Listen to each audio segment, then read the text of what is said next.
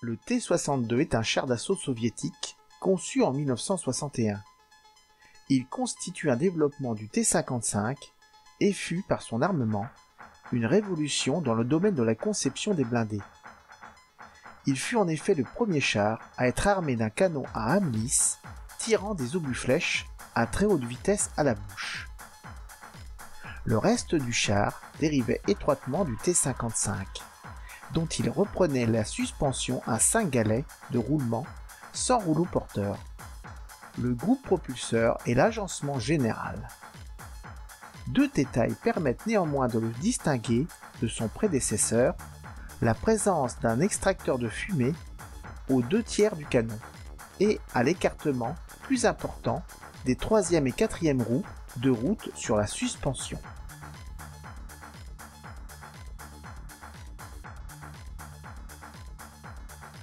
Le char fut conçu sous la désignation de Objet 166. L'Armée rouge l'accepta comme modèle de production mi-1961 et une présérie de 25 exemplaires fut construite avant la fin de l'année. La production en grande série ne commença qu'à la mi-1962. Il fut montré publiquement pour la première fois en mai 1965, lors de la parade militaire à Moscou. La production se poursuivit jusqu'en 1975, avec 20 000 exemplaires construits en Union soviétique. Mais il fut aussi construit à 1500 exemplaires en Tchécoslovaquie entre 1973 et 1978, et 1000 exemplaires en Corée du Nord à la fin des années 1970.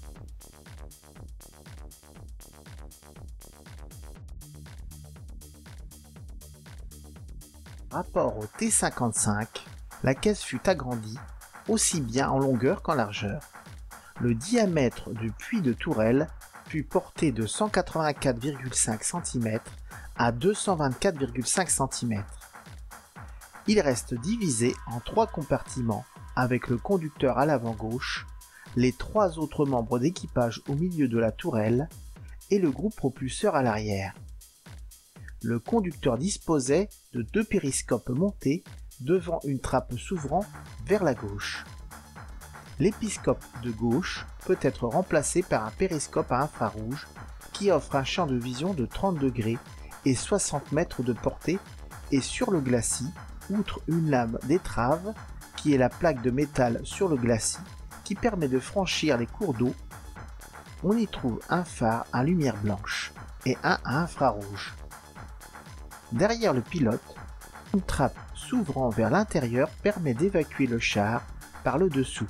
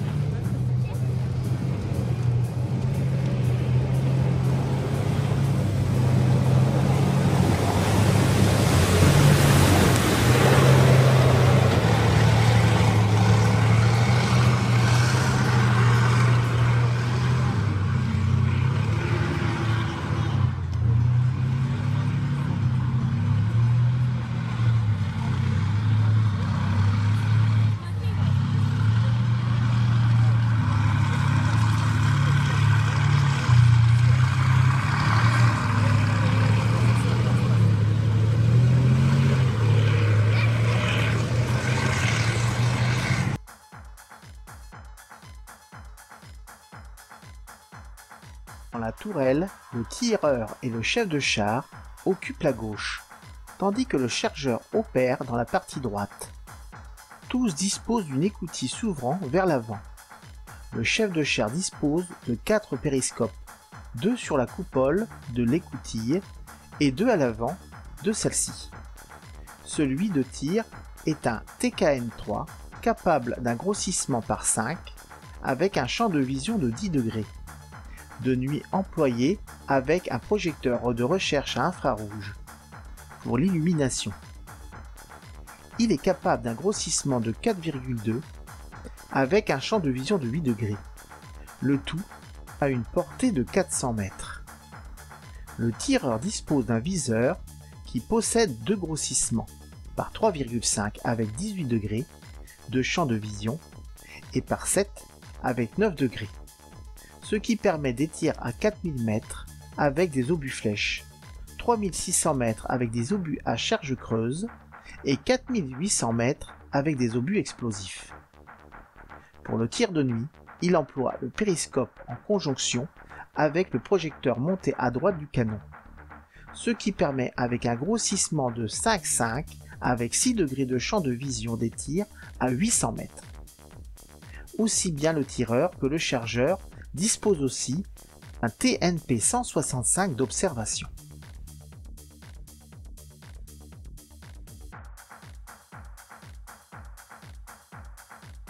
Le canon de 115 mm, dont l'obus atteint une vitesse initiale de 1615 mètres par seconde, bénéficie, de plus, d'éjection automatique de la douille. Ce nouveau canon, outre la grande capacité de pénétration de sa munition, était aussi très précis jusqu'à 1600 mètres, grâce à la trajectoire très tendue de l'obus. Le recul du tir provoquait automatiquement l'éjection de la douille par une petite trappe à l'arrière de la tourelle. Cependant, l'opération de rechargement requiert que le canon soit mis à une élévation fixe de 3,30 degrés, ce qui empêche toute rotation de la tourelle pendant le rechargement et limite la cadence de tir à environ 4 coups par minute. La dotation en munitions était de 40 coups. Une mitrailleuse coaxiale de 7,62 mm est montée à droite du canon. Elle est alimentée par des bancs de 250 coups. La tourelle est orientable à 360 degrés, le canon étant pointé en site de -6 degrés à +16 degrés par un système électronique et un hydraulique. Un système manuel est à la disposition du chargeur comme secours.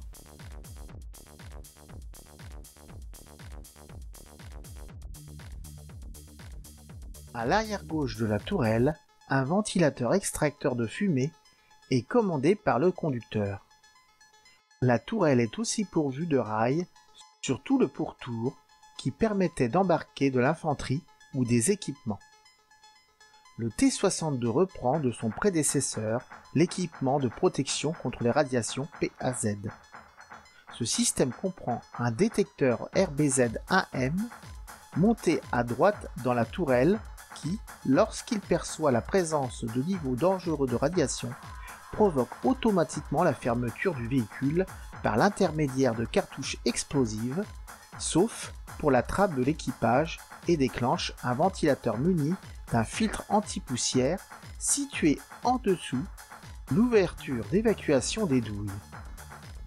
Du fait de l'absence de filtre contre les produits chimiques, ce dispositif n'est utile que contre les retombées nucléaires. Cependant, certains T-62 ont été pourvus par la suite de filtres contre l'attaque chimique. Le char est capable de guérir 1,4 m sans préparation et à 5 mètres après le montage d'un schnorkel, ce qui nécessite une préparation de 8 heures.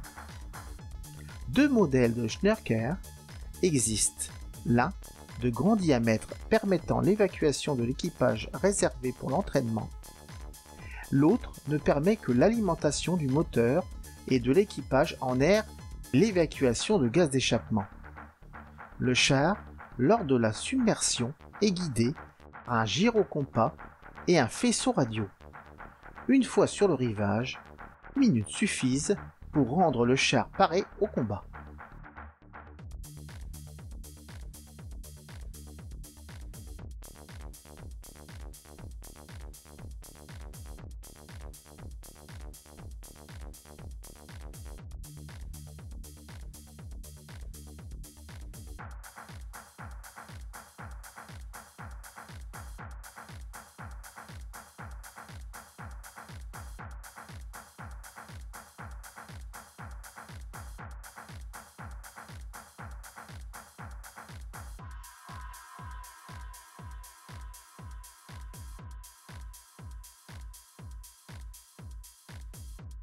Le moteur et la transmission du T-55 furent repris intégralement.